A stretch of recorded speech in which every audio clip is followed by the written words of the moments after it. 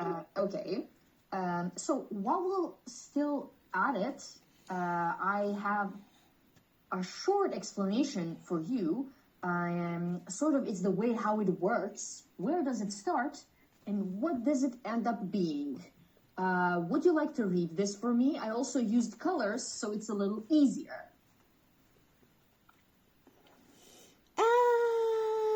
Okay, when you breathe in, oxygen is going to your lungs.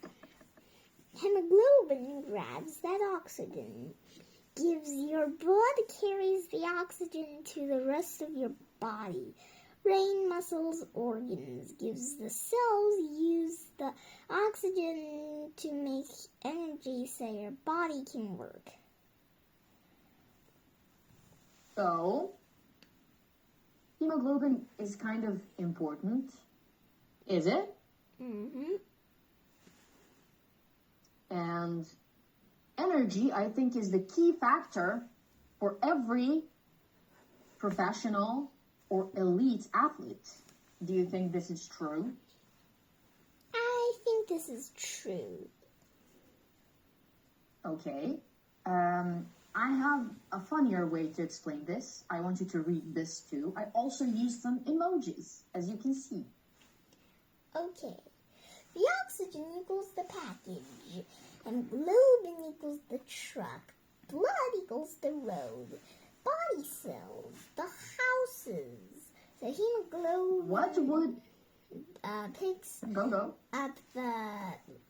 Picks up oxygen in the lungs and delivers it to the body. Oh. Okay, so tell me, if the oxygen is the package, hemoglobin the truck, blood the road, body cells the houses, what would the energy be? The energy would be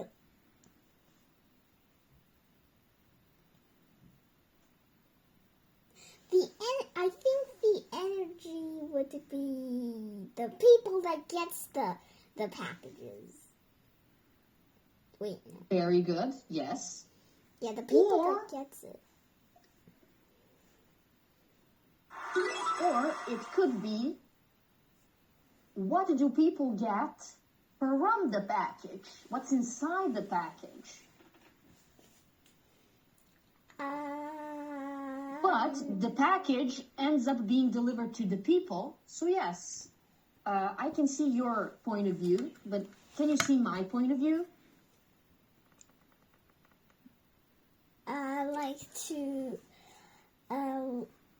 Like the people that the people gets the package and it's not. Is it like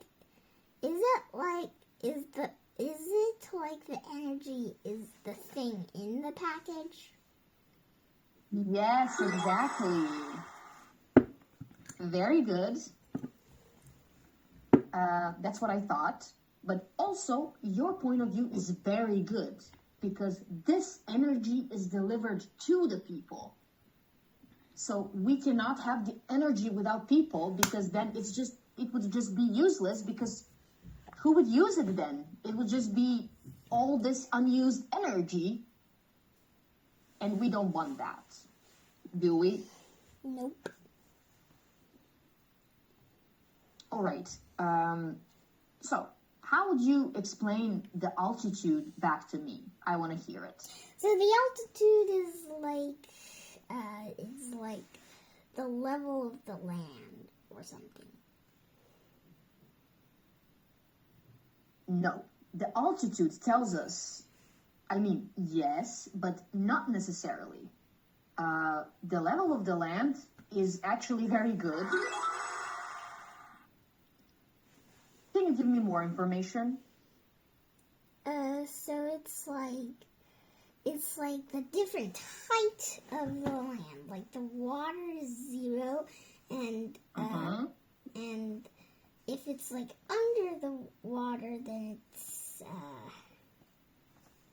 Depression. like the mountain is like 100 or something.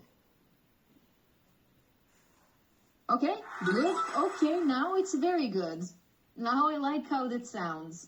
Also, as you can tell, I prepared something else for you to read. I didn't prepare like very boring things to read. I made this very fun. I think you can now use the colors for keywords. Okay, altitude means how high something is above sea level. Sea level, the level of the ocean, is used as a starting point. 0 meters. 0 meters. Examples: the beach, very low altitude, close to 0 meters, like maybe 1 meter. A city on a hill, medium altitude, a mountain, very high altitude, a dinosaur, extremely high altitude, a very, very, very big tornado,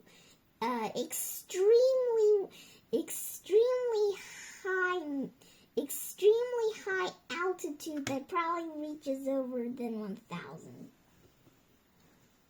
Wow.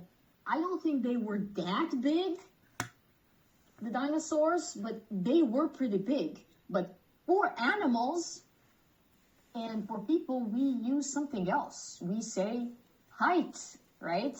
Mm-hmm. And for land, we use altitude. Now, do you think, is your city on a high altitude?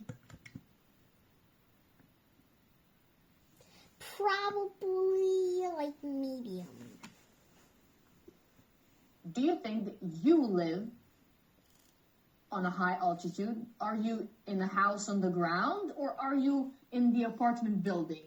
I'm in the apartment building. On which floor?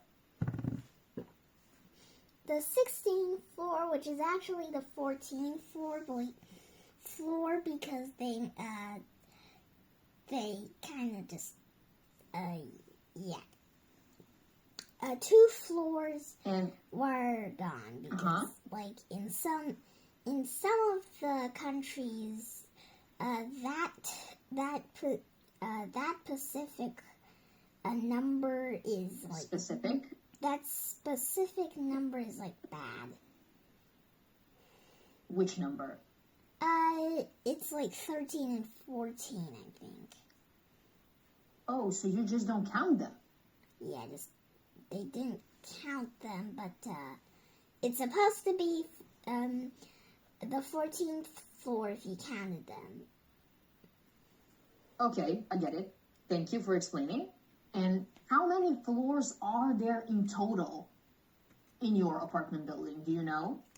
Like 21, minus the two Yeah. floors. So, if this is your apartment building, this is 21st floor, right? Here.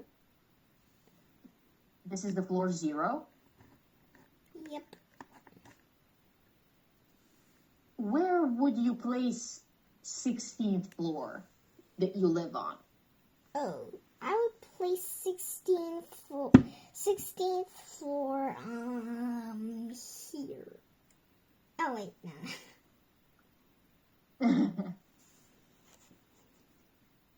Okay. Why there? I think this would be the half. This would be like either floor 10 or 11. I think floor 16 is closer to this point than to this point. It's farther from the ground and closer to the top. Oh yeah. Yes, so let's put it closer to the top. Okay, then here. That would be very good. Now, we can say this is low altitude here. This is medium altitude where you first pointed. And this is high. Now, is your explore on the low level, the medium, or near the high level of the altitude? Probably near the high level. That's very true. Okay. You're grasping this very nicely. I'm happy. I want you to know this, which is very important. Can you read it, please? At high altitude, the air is thinner. There's less oxygen. Yeah, we just talked about this. So it's more difficult to run, play sports and stuff like that. This is important to know why. Another example from my life, if you want to hear it. Yeah, sure. So my brother went on a hike, and imagine the mountain. It goes like this. So not a very tall mountain, and there's like 15 to 20 people starting the hike here. So these are people. Okay. And this big head is my brother. They are all going up, and I think every hour they make a stop. They take a break. They drink some water. They sit down, relax a little bit. So imagine these are the breaks they took, and this is where the high altitude begins. They started entering the cloud area. It was very high up. Oh. Yep. The air got thinner, and every second people are like, you have to breathe like that. So my brother, he's like a professional at this, right? He likes hiking, he likes mountain climbing, rock climbing, and stuff like that. He started feeling a little dizzy, and he said, "Guys, I'm feeling a little dizzy. I'm gonna take a break." So he took a break, and they didn't. They went on. My brother actually never made it to the top. He went down. He was feeling really lightheaded, really bad. So this is how sometimes the air can affect even the people who are very, ready for these kinds of things. Like very professional. So yeah. Yes, they're professional, but sometimes this can also happen to them. Oh. So Any questions about this? No questions. So, like, overall, it's kind of like, so, like, I go on a hike. Yay! I get to the high altitude. I start coughing, and I start, like, breathing like a donkey. And, so I go, so if I keep going, I might faint. Yeah, you never know what might happen. Sometimes when it's a very high altitude, if you've never done that before, you should go with people. You need to have someone with you to help you. Some people, when they go up on the Mount Everest, you know what Mount Everest is? Yep. When they go up, they need oxygen tanks. They need to have masks to breathe. The regular oxygen, not the very thin oxygen. Okay. So yeah, you understand this very well. I'm happy. I wanted to ask you about other concepts on this page. Wait. Do you understand this? Do you know what fiber is? Yeah, it's like fiber is sometimes like this thing. Okay. And sometimes it's like the thing in your body. Okay. Can we eat fiber? I think we can. Yes. Some foods contain fiber.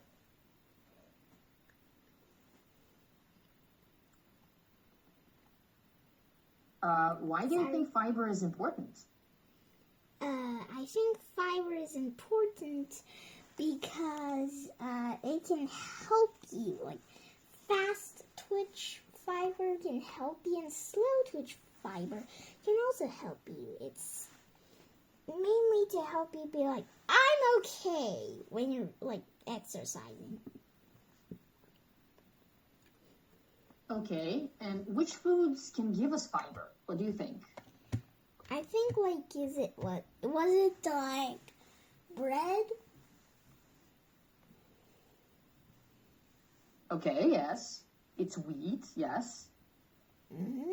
And I think some meat can also contain fiber. I'm not sure. Mm-hmm. Okay.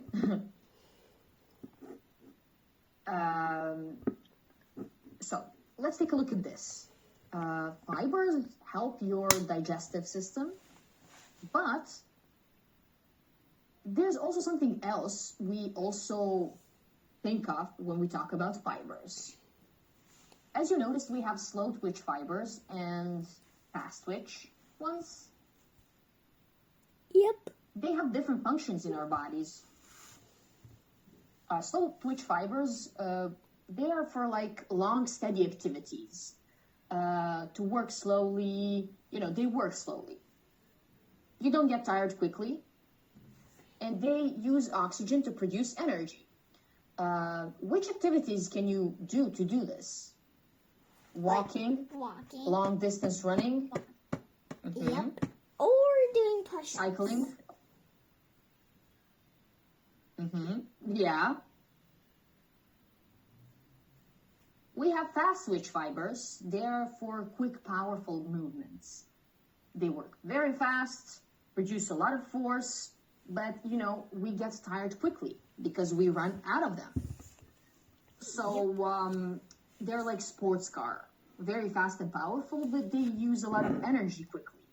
So sprinting, jumping, lifting heavy weights, throwing heavy things.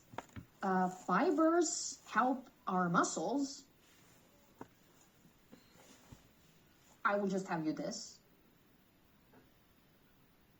I'll help you with only one sentence. I don't need you to read more. Only this. Can you read this, please? Fibers and fast twitch fibers are two types of muscle fibers.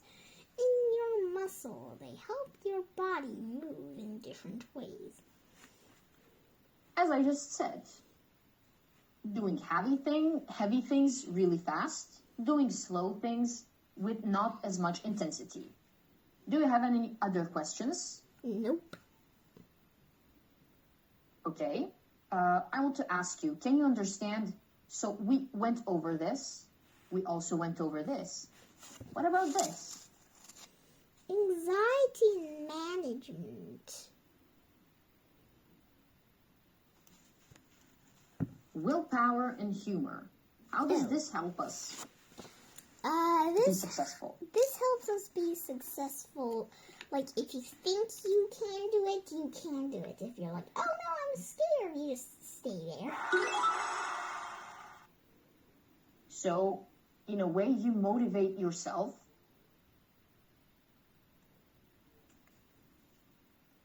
Mm-hmm.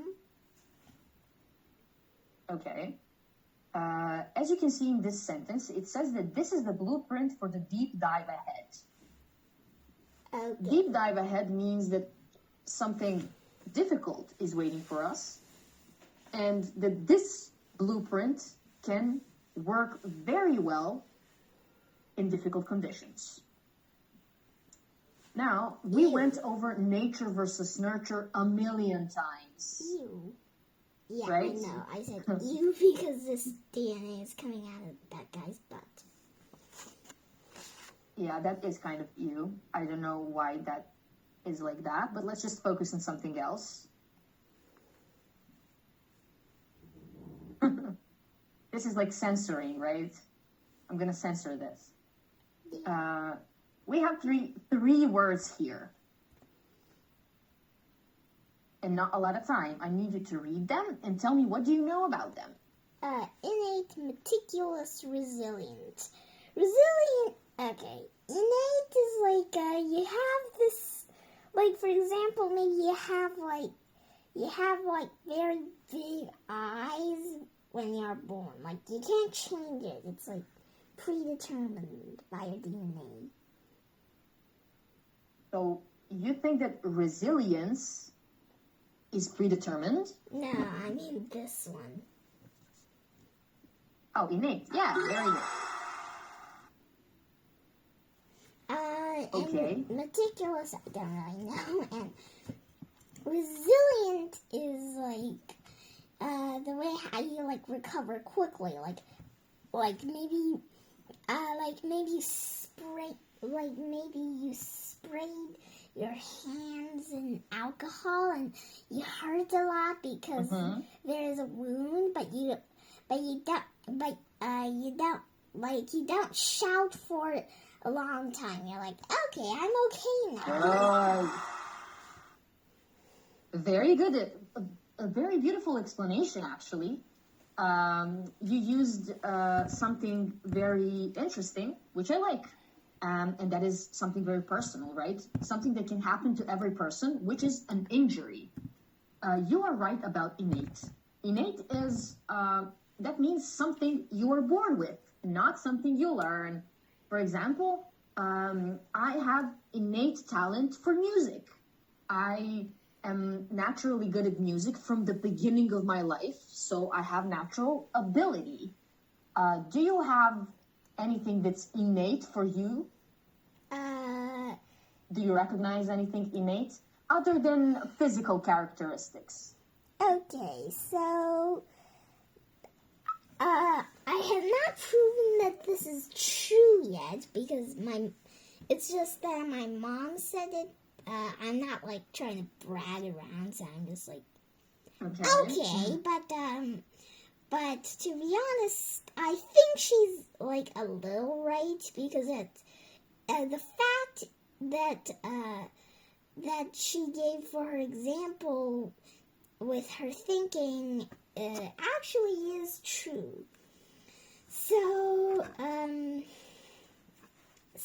it's like this. So she thinks I'm just extremely smart naturally, but I don't know why she said that, and I don't know if naturally means like you just prepared for it, because like my mom wanted to make me smarter when I wasn't born, so she like ate a lot of DHA, and it did pay off. And I still have DHA in my food. Really? Yeah, this. Do you think it worked? DHA. I'm not sure if it worked or not, but she says it definitely 100% worked. Okay. Do you feel that you are smart or smarter than your peers? It's not bragging, it's just generally what you think. Well, I mean, I don't really think of that, but when I think of it, yes. And I have the same fact that my mom gave previously. So, because smart people, they're usually like, kind of, like, not so, like, this is, like, they're not so, like, psychologically resilient as the others. Like, maybe, like, the teacher's like, what's wrong with you? The dumb my other classmates will be like, okay, but I would be like, my teacher is mad at me. This is so interesting because I think exactly the same. I think it's a little related to this, how we manage anxiety. I know you're maybe a little young to know about anxiety, but what's your perception of anxiety? I would like to know. It's like being panicking, but you're not really showing it. Yes, so you're very nervous. Do you manage anxiety well? No, not really, but sometimes before I can even get anxious, I just find out the way. Like, for example, maybe I accidentally broke my homework. Then I would be like, oh no. Okay. Oh, wait, I can just tape it together. Or if I accidentally shred it into pieces by my dog. I know I do not have a dog, it's just an example. Then I would be like, oh, okay. If I have a picture of that, like if I did not go to school, I got homeschooled, then I will just reprint it out again. Yeah, so usually like these tiny mistakes, you don't need to be like, so, oh no, what am I gonna do? The teacher's gonna kill me. You just have to like find a way. That's just perfect. I love your explanation. You were fantastic in today's class. Truly, great job. Thank you. You're welcome. See you soon. Have a great evening, is it? It's 7 p.m. in China, yeah? So have a great evening, and I'll see you in the next class, okay? See you. Have a great morning. Thank you very much. Bye. See you.